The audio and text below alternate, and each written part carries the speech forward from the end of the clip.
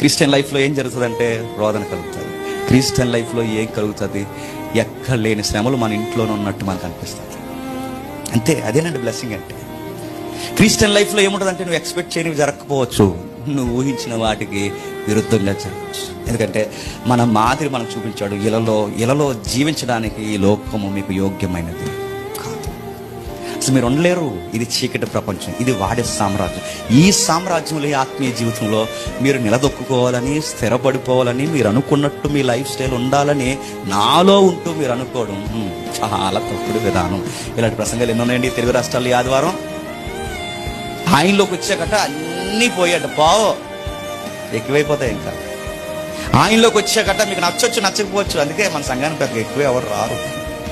మనకి శ్రమలు పోతాయి అనం. చెప్పండి, శ్రమలు వచ్చేస్తాయి కానీ ఫిట్గా తయారవుతాయి చెప్తాను. బైబిల్ అదే చెప్తుంది.